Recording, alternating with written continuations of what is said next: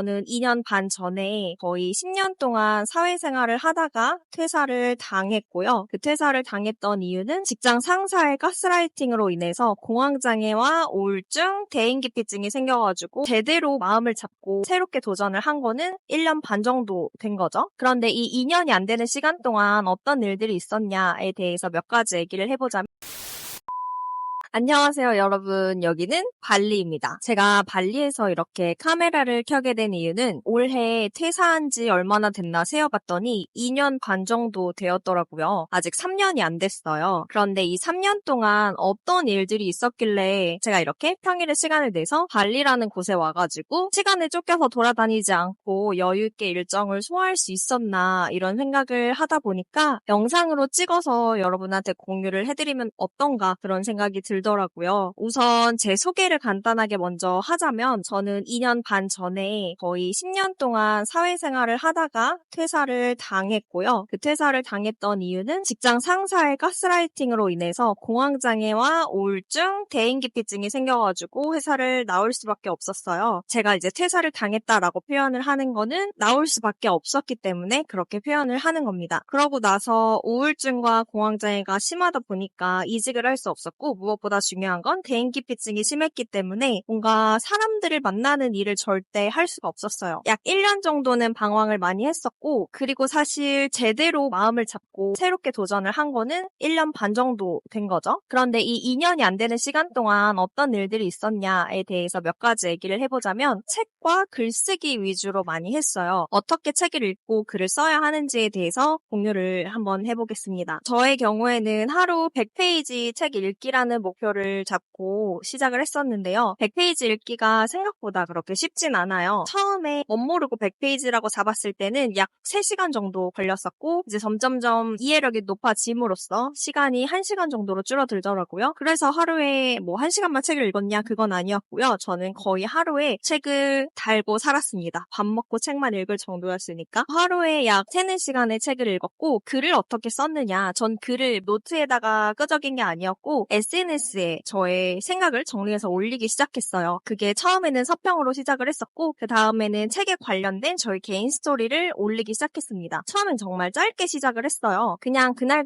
생각나는 것들을 기록하자라는 용도로 시작을 했었고 그렇게 하다 보니까 어느덧 계정도 커지게 된 거죠. 그런데 이 책과 글쓰기로 인생이 어떻게 바뀌었냐에 대해서 얘기를 해보자면 저는 책을 읽으면서 질문을 많이 했어요. 제 자신에게 질문을 많이 했는데 제가 지금 한 1년 3개월 정도 많은 분들을 가르치고 있는 입장에서 보면은 나에게 질문 던지는 걸 되게 어려워하시더라고요. 우리가 어렸을 때부터 질문을 하면 계속 혼나고 이런 경험들이 많다 보니까 질문을 잘 못하세요. 그런데 이 질문하는 게 왜 중요하냐? 질문을 하다 보면 답을 찾아가잖아요. 인생에 대한 질문은 답이 없어요. 그렇기 때문에 이 답을 찾기 위해서 자꾸 이것저것 시도를 해보는 거죠. 저한테 질문을 어떤 걸 하면 좋냐, 어떻게 질문을 해야 되냐 이런 것들을 많이 여쭤보시는데 저는 아주 기본적인 것부터 시작을 했었어요. 예를 들면 알리사, 너의 꿈은 뭐야? 부터 시작을 했었고 그 꿈이라는 게 어떤 사람으로 살아가고 싶어? 이런 식으로도 질문을 하고 앞으로 너의 5년 후의 인생은 어떻게 됐으면 좋겠어? 이런 우리가 보편적으로 면접에서 많이 생각하는 질문들 있잖아요. 그런데 면접에 정형화된 답변을 달달 외우는 게 아니라 정말로 나한테 하고 싶은 거를 답변을 하는 거죠. 예를 들면 우리가 회사에 들어갈 때 5년 후에 어떤 삶을 살 것 같으세요? 10년 후에 어떤 삶을 살 것 같으세요? 이런 식으로 질문을 하잖아요. 그러면 그 회사에 정형화된 답변을 내놔야만 면접에 합격을 한단 말이죠. 그게 아니라 저 같은 경우에는 5년 후에는 얽매이는 삶으로 살고 싶지 않아. 그때는 내가 싫어하는 사람들과 더 이상 참으면서 일하고 싶지 않고 싫어하는 일을 억지로 생계 때문에 하면서 살아가고 싶지 않아 라고 생각을 했었고 이 생각들은 2년 반 전에 했던 생각들이었어요. 그래서 그때 저한테 나왔던 대답이 시간을 자유롭게 쓰는 일을 하고 싶다라고 생각을 했었어요. 대부분의 많은 사람들이 경제적 자유를 이루고 싶어요 라고 저한테도 얘기를 많이 하시지만 사실 그 경제적 자유라는 것도 나한테 어떤 의미인지 질문을 던져보는 게 좋아요. 나한테 경제적 의미란 뭐야? 이렇게. 혹은 너는 성공이 뭐라고 생각해? 이렇게 나한테 질문을 하는 거죠. 저도 그런 거에 대해서 답변을 해봤었는데 저는 성공이라는 게 돈이 많고 이런 게 아니라 내가 내 시간을 자유롭게 쓰고 내 인생을 내가 주도적으로 살아갈 수 있는 힘이 생기는 거라고 생각을 했거든요. 그렇게 살아가기 위해서 굉장히 노력을 많이 했고 물론 지금 지금도 가고 있는 과정이라고 생각을 합니다. 절대 성공했다는 건 아니고요. 그런데 저는 지금 이 발리에서 되게 많은 감정들이 들어요. 왜냐면 몇 년 전까지만 해도 저는 해외에는 당연히 나갈 수 없는 인생이라고 생각하고 살았고 제 인생에 여권이라는 게 생길 줄은 전혀 꿈도 꾸지 않았었거든요. 그런데 이게 이 짧은 시간 안에 어떻게 이런 일들이 일어났냐에 대해서 생각을 해보니까 결국은 질문이었다라는 말을 되게 해드리고 싶었던 거고 사실 저는 스스로 질문을 많이 하면서 살아갔지만 그 중요도를 깨닫게 해준 거는 책과 글쓰기였다라는 거를 다시 한번 깨닫게 되는 계기가 되었습니다. 그래서 이 영상을 보는 분들도 책과 글쓰기를 많이 하셨으면 좋겠다는 거인 거고 다시 얘기를 돌아와서 말을 하자면 100페이지 읽기를 했었고 하루에 최소한 1개의 컨텐츠 올리는 거는 꼭 약속을 지켰어요. 보통 SNS를 하시는 분들이 컨텐츠 글감이 다 떨어졌는데 어떡하죠? 이런 얘기를 많이 하시거든요. 컨텐츠 글감을 만들어서 올리는 게 아니라 일기장처럼 시작을 하셨으면 좋겠어요. 누구한테 보여지는 게 아니라 나의 생각들을 기록하는 걸로. 근데 그 일기장이라는 게 일상을 기록하는 게 아니라 나의 생각들을 기록하는 곳이다 라는 그 용도로 활용을 하시다 보면은 어느샌가 아이디어 저장소가 되어 있을 거예요. 그런 것들이 하나하나 올라가다 보면 나도 모르는 사이에 시야가 확장되고 통찰력이 넓어지고 마음그릇도 넓어지고 내가 달라지는 걸 느낄 수 있다라는 거고 또 책을 읽으면 읽을수록 계속 많은 것들을 더 배우고 싶어진단 말이에요. 너무 자연스럽게. 그런 과정들을 직접 겪으면서 내가 성장하는 거를 여러분들이 몸소 체험을 해보셨으면 좋겠습니다. 저도 한 3년 전쯤에는 항상 유튜브를 보면서 막 이렇게 뭐 흔히 말하는 디지털 노마드의 삶에 대해서 엄청난 동경을 갖고 있었고 부럽고 했지만 굉장히 그 꿈으로만 꾸던 생활을 어떻게 하다 정말 우연치 않게 갑작스럽게 오게 된 거고 이렇게 갑작스럽게 기회가 왔을 때 잡을 수 있었던 것 또한 그동안에 많은 준비가 있었기 때문이라고 생각을 합니다. 결코 이 영상이 자랑하려고 만드는 게 아니라 정말 아무것도 없었던 공황장애와 우울증과 대인기피증을 겪고 있었던 저조차도 지금은 2년 정도의 후에 삶이 이렇게 바뀌었다. 그게 책과 글쓰기 덕분이다. 라는 그 사실을 여러분도 기억을 하시면서 저로 인해서 희망을 조금 가지셨으면 좋겠다. 라는 생각이 많이 듭니다. 오늘 영상은 제가 이렇게 물멍을 하다가 생각난 아이디어를 기록하는 영상이라고 봐주시면 되고 이렇게 컨텐츠를 시작하시면 된다라는 것도 참고를 해주시면 되겠습니다. 그럼 저는 다음 영상에서 뵐게요.